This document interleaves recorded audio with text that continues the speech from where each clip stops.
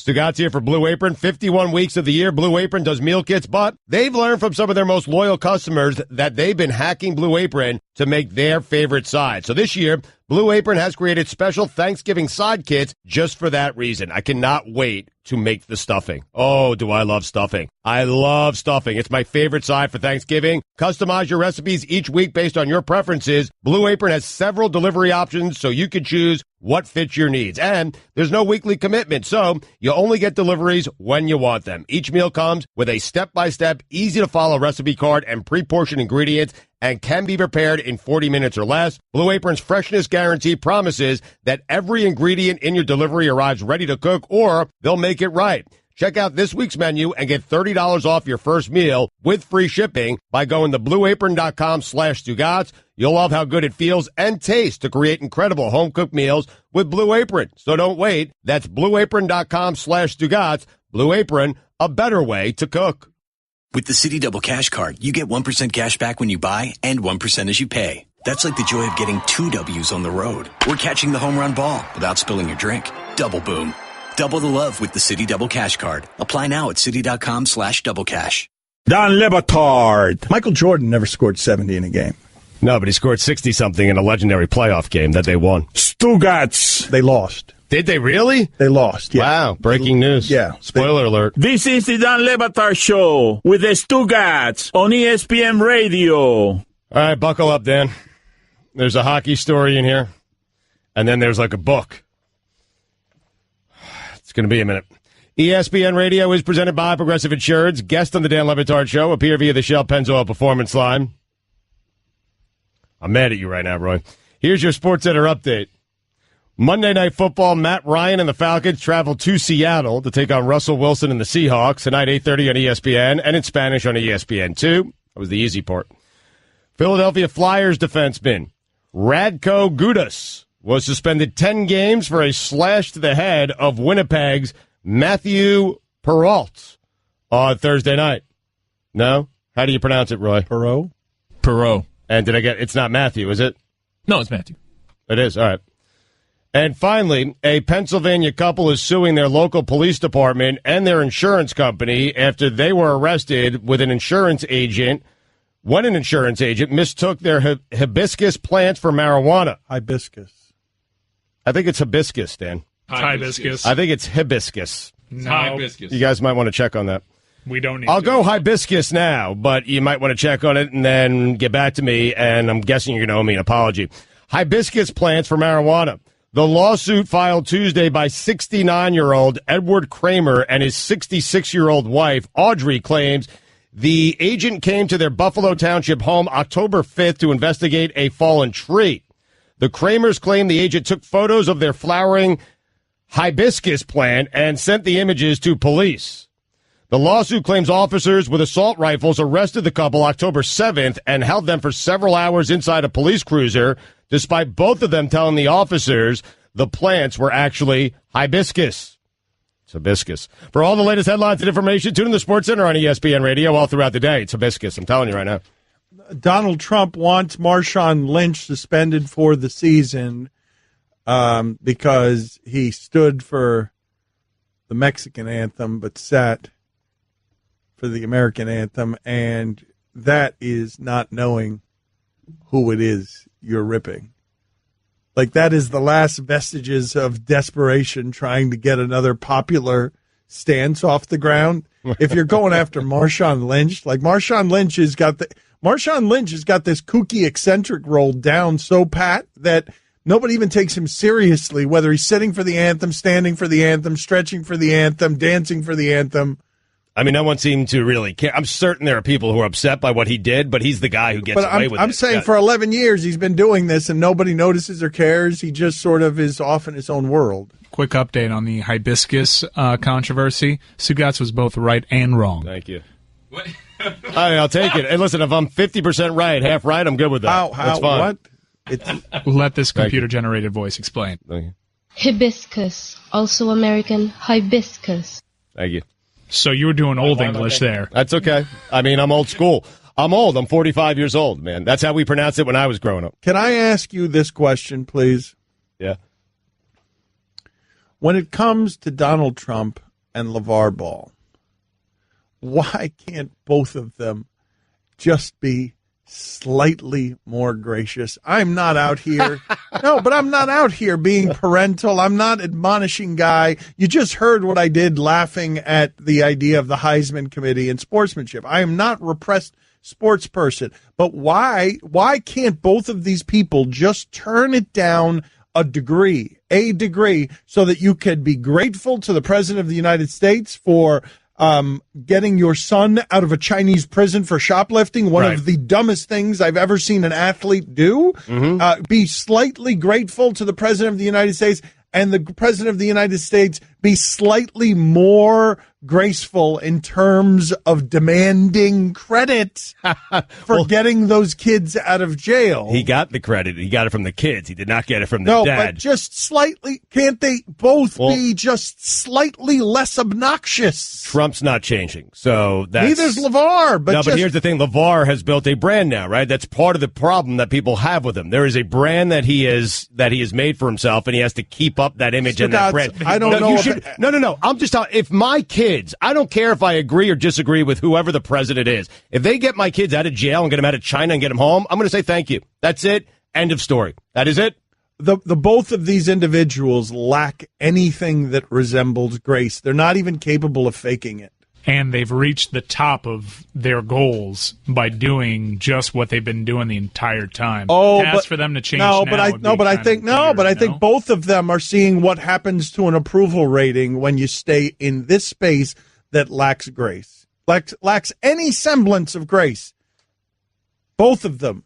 LeVar Ball, it wouldn't have cost him anything to not do this. If your goal is just attention at every turn, as opposed to anything that's human or right, if your goal is just, how do I get attention? Let me figure out a way to go with the president. You don't think it cost him anything? With whatever fan base this Ball family has, if he says, thank you, Mr. President, I don't think that any brand is hurt by a modicum of grace.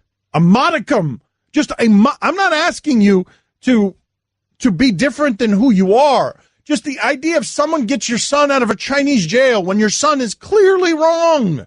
Like your son was shoplifting. That's a crime anywhere. It's a crime any culture. Your son did something intergalactically stupid.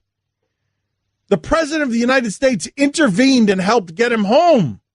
Like, it doesn't cost you anything to say, look, you can even do it this way. Look, I think the President of the United States is a racist, but he did something nice for my kid. You can even do it that way and be more graceful than LeVar Ball has been in this circumstance. You're making too much sense here when it involves I know LeVar Ball. I know, it's fun. And he just got publicity. He just got the president tweeting out LeVar Ball. Yes. I know, but what it makes me, both of them make me feel like our country is embarrassing and dumber because they're doing one note.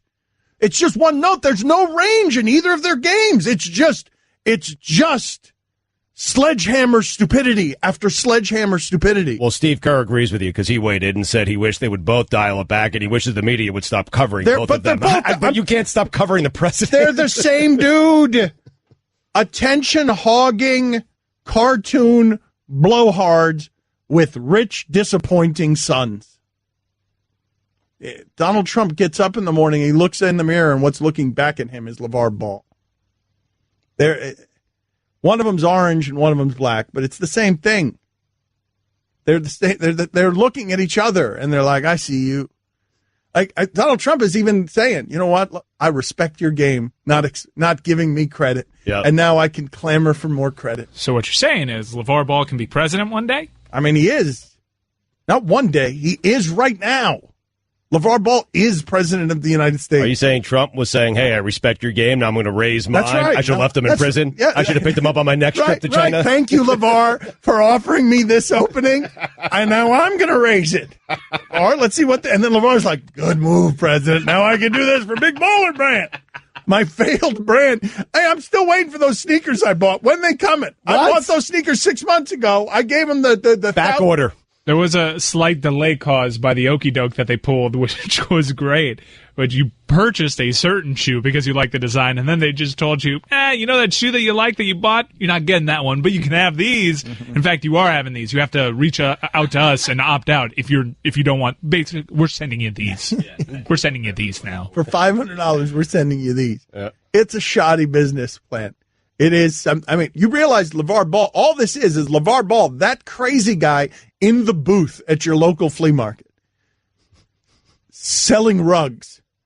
That guy's been given a platform and is now, he's got a rug in the NBA, a dirty rug in the NBA. Yep. And that guy, that salesman at your local flea market who no one should pay attention to, is now feuding with the president of the United States over his shoplifting son's goods stealing in China. Kudos to Marshawn, though, for finding a new way to make this controversy pop back up again. So he stood for what? He stood for the Mexican anthem. That's probably what bothered him more at this point. You realize that Marshawn Lynch, watching Marshawn Lynch during the anthem is like going to a local asylum and seeing what one person's behavior is there and then making it somehow representative of all the people on earth. Marshawn and Rob Gronkowski are in their Yo soy Roberto, me llamo Roberto. They're in their own category of meathead.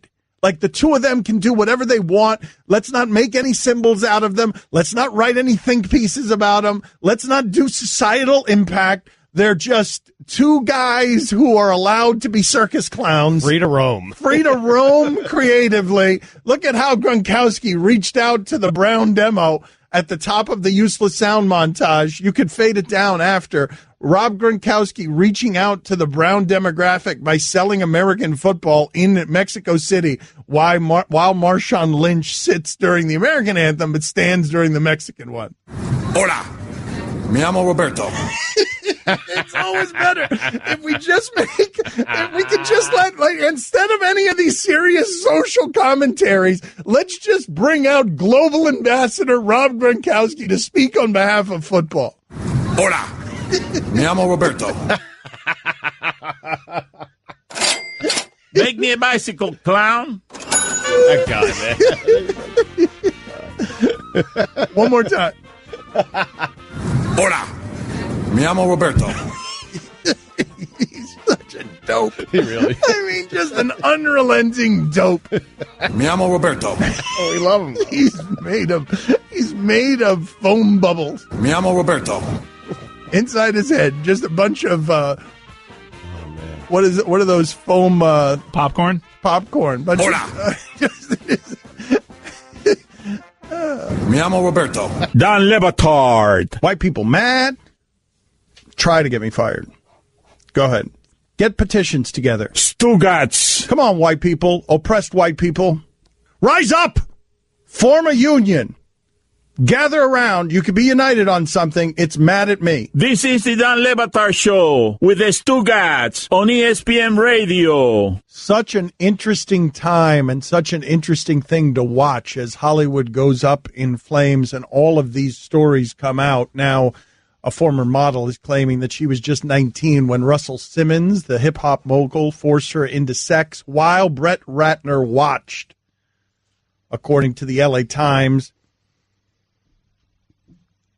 they were on a casting couch. They were there for a music video, and Simmons allegedly made aggressive sexual advances and removed her clothes as Ratner sat nearby. Quote, I looked over at Brett and said, help me, and I'll never forget the look on his face. In that moment, the realization fell on me that they were in it together.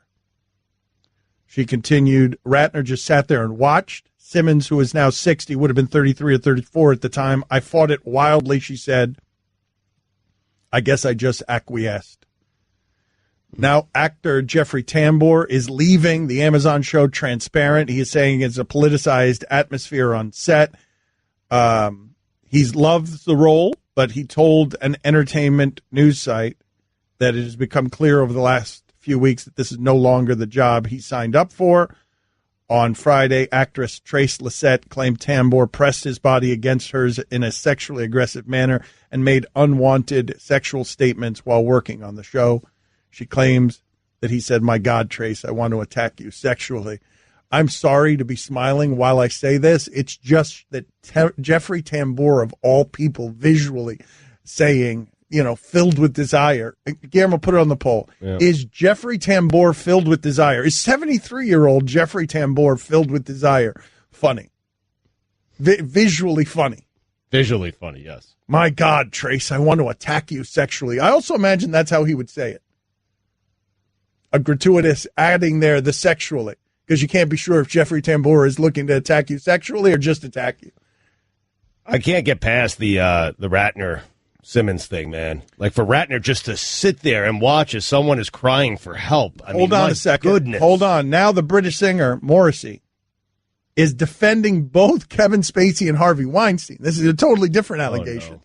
He's defending Kevin Spacey and Harvey Weinstein in an interview this weekend, claiming their alleged victims knew exactly what was going on and chose to, quote, play along. Quote, after they feel embarrassed or they do not like it, Morrissey said while speaking to the German news outlet, I'm not even going to try and pronounce that.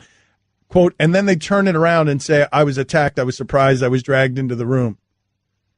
That's Morrissey right there, just covering up, like, I know about my rock star past. Like, you could have stopped at, that's just Morrissey right there. Yeah, exactly. But that's him setting the groundwork, you're saying? I'm just saying, like, if anything's coming Morrissey's way, he's getting out in front of it. I'm on record. I'm on record. Like, if you ever give Morrissey the opportunity to say the right thing, he's going to go ahead and take the opportunity to say the wrong thing. I just, who's going to surprise you? Like, when are we going to get to the people like Al Franken is surprising? I think we reached it with Jeffrey Tambor. I mean, a lot of people were surprised that Bill Cosby was so vile. To a lot of people, he was, TV, America's dad. I know. But it's like we're all learning how gross men are when we know how gross men are. Like, you keep giving men power, you're going to get all manner of deviance and weirdness if you keep giving men power. Especially the kind of power you have the power that can turn people into superstars, into celebrities, and make them a lot of money. That kind of power with men. I just don't know when and where or how this is going to end. Like, is this going to result in real change? Or at some point, I imagine some of you are already tired of the groping headlines, right? That you're already tired of Al Franken having the pictures taken of him, inappropriate pictures. These are all different things, right? Underage sex with a minor, forced sex with a minor. That is a huge crime. This is what's being alleged here by this model, Russell Simmons, Brett Ratner. Those are crimes. Al Franken is bad judgment, immorality, unprofessional behavior, sexism, but it's not a crime. And I do think that in the way these things are covered has to separate those two things. I think groping people, especially when they're sleeping, it can be persecuted as a crime. Prosecuted. Okay, but man, come on. There is a difference between George Bush in a wheelchair at 93 groping a woman unwanted. That is unwanted and it's wrong. But how do we make the lines now between immoral and illegal? Like, it feels to me like all we're doing here is throwing everybody in the same pot. If you touched a hip and if you committed a sexual crime, we're throwing everyone in that same pot. And all I'm saying is, no, let's separate these things a little bit. These are not all death penalties. But it's a lot of stories coming in at one time, Dan. But Stugotz, what I'm saying is you have to be discerning about how you met out the punishment. Not everything we're talking about here is an automatic career death penalty. Yes, for Louis C.K., death penalty. Kevin Spacey, death penalty. Harvey Weinstein, death penalty. James Toback, death penalty. But Al Franken, like, we don't have to throw all these people in the same pot while acknowledging that the victims need to be heard, shame needs to be dispersed, people need to punish, and equality needs to be developed. But be careful with how you administer those punishments around the angry mob because the angry mob is not discerning about these things. The angry mob wants blood. And many of these people, just make sure that you're getting blood from the right people, is what I'm saying. Don't just get blood from everyone and then apologize on the back end because we threw everyone in the same boiling cauldron. Don Le Batard. I'm pulled over, and I'm there with the police officer, and the police officer's outside my window, and a guy drives by in the opposite lane here, okay? Yeah. Stugotz. He yells, why are you laughing already? I haven't even gotten to the good part of the story. Just the visual, and I know. No, it gets better. It gets better. The guy's driving by, and he goes, appreciate you, man. And he's hanging out of the car. And so I'm getting the ticket, and I'm waving at him. I'm like, thank you, thank you. And then he yells back at me, I was talking to the police officer. This is the Don Le Batard Show with the Stugotz on ESPN Radio. Texter writes in, what makes Dan the definite authority on everything? A show with my name on it that you're listening to. Okay. Many of you are writing in that I now sound like I'm trying to get out in front of it. It is one of the things that makes it impossible to talk about some of this stuff, right? Because I am in the class, in the power class that is now being attacked. So to discuss it, and it's the power class, I shouldn't say being attacked because there are victims here among the women are the only women. I am misspeaking here. What happened, Chris? Well, I mean, are you putting yourself in the same class as? Yeah, this is weird. This is weird with his power class. Started with the whole "my name's on the show" thing. Yeah. Bring it back. You're really flexing your muscles there. I mean, bring it back. Let's start the segment over. Maybe let's start it over. I saw the sports. Yeah, this is one of those things that we have to nail the tone on. Okay. Yeah. Let's try it again. Sports Center? You want from the top? We'll take from the top? Sports Center. Just think about it. You have a minute here to think about it and think about how you want to deliver this whole thing. Let's skip the Terry Glenn. All right, Terry Glenn. Okay. Yes. All right, let's do it again. ESPN Radio is presented by Progressive Insurance. Guest on the Dan Le Batard Show appear via the Shell Pennzoil Performance Line. The Broncos have fired offensive coordinator Mike McCoy. And finally, the 31-year-old inserted the small lock into his urethra and pushed it further down his penis for sexual pleasure. Did you read any of the rest of that? And finally, a 31-year-old inserted the small lock into his urethra. You said the urethra. It says, and finally, the 31-year-old inserted the small lock into his urethra and pushed it further down his penis for sexual pleasure, but the padlock traveled into his bladder and it became stuck there. How are you reading that word urethra? Like what is urethra? So I'm reading it. He was taken to a hospital in Fuzhou City in East China, and shocking x-rays showed the padlock jammed into his organ. That's how the story reads. I don't know what to tell you. Now, do you need to buy a couple of seconds here on how you want to deliver this? Because I can go slowly through the last line here. No, that's okay. For all the latest headlines and information, tune in to Sports Center on ESPN Radio all throughout the day. Cool. I'm not sure that was better. Men are the power class, and so men here can't discuss this stuff without sounding like they are defending themselves.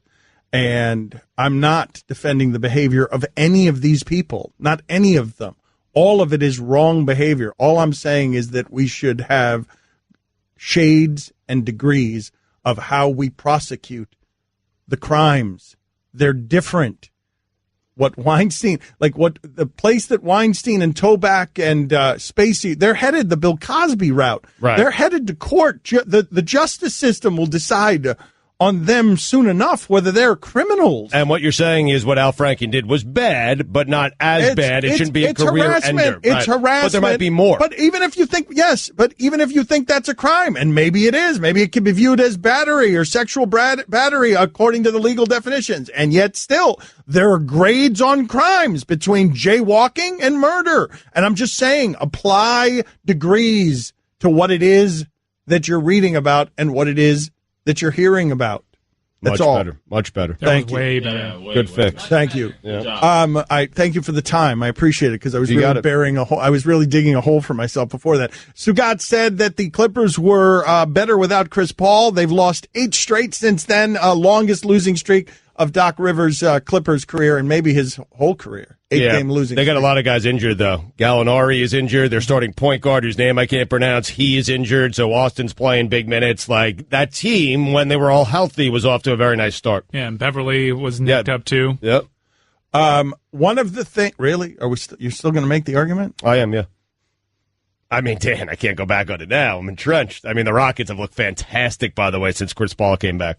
I mean, they look good without Chris Paul, but they have looked like a different team with Chris Paul. Have you watched this team play yet with Chris Paul? Yeah, they shoot. Oh, my God. He is good, Wait a minute. but not with the Clippers. Wait a minute. You have said for years that he's the most overrated player in the he is. league, and Yeah, he is. and now he's good. Well, he hasn't, we're not, it's not playoff time yet. Will you make up your mind, though? Well, on where I'll make up what my you're mind in entrenched May. on? I have plenty of time to make up my mind, and I'll do so in May or June. And I guarantee you we get to May and June, it won't be him and his team in the Western Conference Finals. I guarantee it. Why? Because he'll be hurt. And even if he's healthy, he chokes in crunch time. Mark it down. Thank you. Okay. Yep. And I get to be right because my name is also on the show. Now, it's hanging off a little bit. Like, your name is in, it's the marquee, right? And my name, it's just, the GOTZ. It's kind of hanging off the marquee there. It's like a hangnail. That's what I feel like. Because I notice, like, it's Trey and Golick or Golick, Wingo and Golick. Like, everyone's got an end except for us. I mean, even Sarah Spain is doing a show with, what's his name? Jason Fitz. And it's Spain and Fitz. I mean, 15 years, I just want an end. That's all I want. That's all I want. It's not all I want my name to matter. It's not all you want. What are you kidding me? I want a lot more, but for now, that's what I want. Whenever you want something, you get it, invariably, and then you want something else. Like, you've gotten everything you've ever wanted. I was amazed last week that the Marty Party rolls in here and you go downstairs to go throw passes in the pool to Marty Smith on SportsCenter. And so Marty Smith's waiting for you, and there's a panic situation. They're like, hurry up, Gotch, you got to get down here. And you're like, I'm hurrying. And you waddled in here with your flip-flops and then took a deliberate, luxurious sip of water. Oh, my mouth was dry. Before saying, I'm hurrying. Like they were all waiting for you. All your dreams come true. These people on TV, man, they get too frazzled. I'm telling you, I'm cool as a cucumber, man. We had plenty of time. I knew how much time I had to get down there, and I got down there and we nailed it. I mean, it was great. Crushed it. Just an end, man. The Philadelphia Eagles are exceptional. And what I wanted to ask you, because we were talking earlier in the game how Stugotz would do it running back in an NFL game and how I would do it at left tackle. And we were just laughing about the idea of that. But one of the things that's amazing about the Philadelphia Eagles and in general, just the athleticism of these human beings. There was a dude yesterday. I'm about to describe this to you. You tell me how this happened. He's 315 pounds. His name is Justin Hamilton. He's a practice squad player for the Eagles, or has been a practice squad player for the Eagles.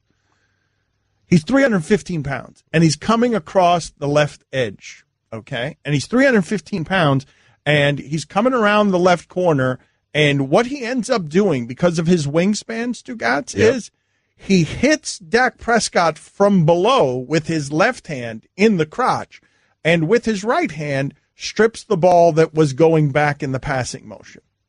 So I want you to imagine a 315-pound man just coming in and doing that physically while being blocked off the edge. Like the physics of what I'm talking about. Lower left hand hits Dak Prescott in the crotch. Upper right hand strips the ball from Dak Prescott as he's going back to pass. 315 pounds. Practice squad. Not good enough. I mean, it's just crazy. That's what I would be blocking if I were the left tackle. Well, you wouldn't be blocking anything. If I were the left tackle, that's what you'd have to be blocking. I love the visual of you stepping out on pass protection. Yeah, with my hands out. Do you understand the physics of what I'm talking about? How with your left hand do you hit the quarterback in the junk? Your right hand, you strip the ball from him going back. You're being blocked on the play. I don't think any part of his body was on the ground or touching the ground. It was just a cross-body block. 315 pounds. I can't explain it. I mean, other than 315 pounds and 6'2". I mean, what the hell are you supposed to do? Also be 315 pounds and be more athletic, which is what the guy that was blocking for the Cowboys before this, he's 350 pounds, right? Tyron is 350 pounds. Did you call him Tyrod again? No, I called him Tyron that time. All right, I was just asking. Dude, you're such a vulture, man. I was just asking. It sounded like Tyrod. Raindrop, drop top. Time to read the script for a hot spot. You're never getting an end that way. Never. All right. It's going to be with forevermore. What, if I keep doing that? If I keep pointing out you saying the wrong name? A buzzard that's there every time I make a mistake. Fine. Rules moving forward. You are always right. I will never correct you. Do I get an end? No. Okay. I don't believe you.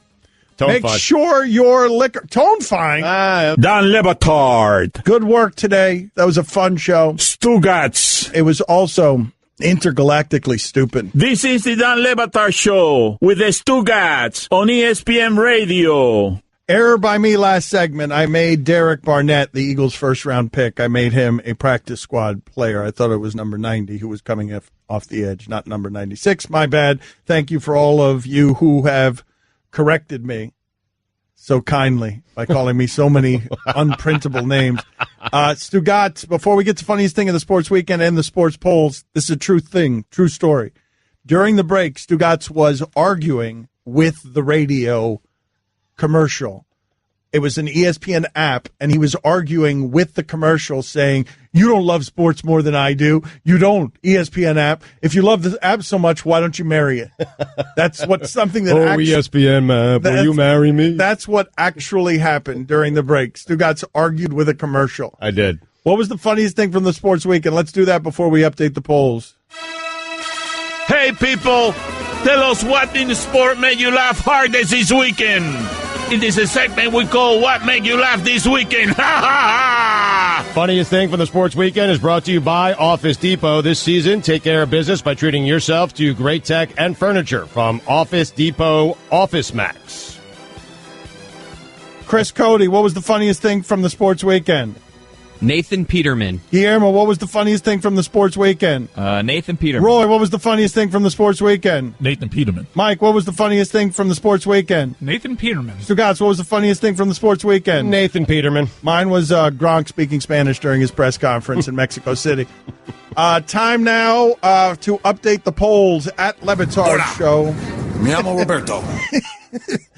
Go ahead and update the polls, Stugotz. Twitter poll is brought to you by Upside.com, giving all business travelers the gift of a better travel experience this holiday season. Check them out today at Upside.com. Do Bob Kraft, Bill Belichick, and Tom Brady have all sorts of private jokes that they make at the expense of the AFC East? Yeah, Nathan Peterman. 96% of the audience said yes. Wow, that's a big number. Yep. Can a single Zardos costume be had anywhere on the internet? 57% of the audience said no. That's shocking. I figured you could purchase anything on the internet. A Sean Connery 1970s film called Zardos. He wears a Borat-type outfit that's red. It is hard to get. Is Ryan Seacrest talented? 66% of the audience said no. He's not. Can you do what Ryan Seacrest does? I think I can. 56% of the audience agrees. They said yes. And it's not that hard, guys. I mean, throw it to Simon, throw it to the judges, let them judge. 10% over there, though. They dropped off. So I guess he does have talent, 10%. Is Mario Lopez the third call you make when you're looking for a host? 63% of the audience said yes. So who are the first two calls? It's Ryan Seacrest and Steve Harvey. Steve Harvey. Steve Harvey Seacrest. Third Lopez. call you're making is Mario Lopez for a host. Okay. Yeah. Who would do worse, Dan as an NFL left tackle or Stugotz as an NFL running back? Such a great question. You win here, man. Such a great question. I mean, I think I'd average 4 yards per carry, but 56% of the audience said that I would be worse. Well, if you were blocking for me. Yes, that would hurt your running back. That would hurt your per carry average. Did you close the window on Breeze and Peyton after week 2? I definitely did. I did too. Yep. 67% of the audience said yes. Does Ed Orgeron howl, "Go Tigers," after sex? 91% of the audience said yes. Surprised it wasn't higher. So hold on a second. So Ed Orgeron is making sweet love to his Cajun lady, and at the end, okay, yeah, probably. Yep. He probably does that. Which fight would be the headline of a pay-per-view card featuring Roger Goodell versus Jerry Jones and LeVar Ball versus Donald Trump? 71% of the audience said Ball versus Trump. It's funny. I don't know, man. Goodell versus Jones. Mike, which one would you be more interested in? Because you were shaking your head when I said Goodell versus Jones, I pay agreeing money with to me. see the president of the United States fighting. It's not really that hard of a decision. All right, if you're just joining us, Nathan Peterman threw 5 interceptions in his first 14 attempts for the Buffalo Bills. That is more interceptions than Tom Brady has had in the last 814 attempts. 812. That's amazing. All right, I'm going to go ahead and say that Tom Brady's not going to have an interception in the next 2 passes. So I'm going to go ahead and say that. I'm going to go ahead and predict that. So I'm going to make it 814. Tom Brady has thrown 4 interceptions in the last 814 passes. Nathan Peterman threw 5 interceptions in his first 14 passes. All followed in the background by the laughing soundtrack of Tyrod Taylor howling with every interception. Like, Loving yes, right? Peterman's on like the 3rd or the 4th one, and you hear mic'd up on the Bills sideline just Tyrod Taylor going, woo! You can always count on Bud Light, just like you can always count on Tailgate Terry. Without Tailgate Terry, you wouldn't have cold Bud Lights and 7-layer dip at every pregame. That's 56 layers per season. Just the right amount if you ask Terry. Tailgate Terry is famous among friends. He deserves a Bud Light. Enjoy responsibly. Bud Light Beer, AB St. Louis, Missouri.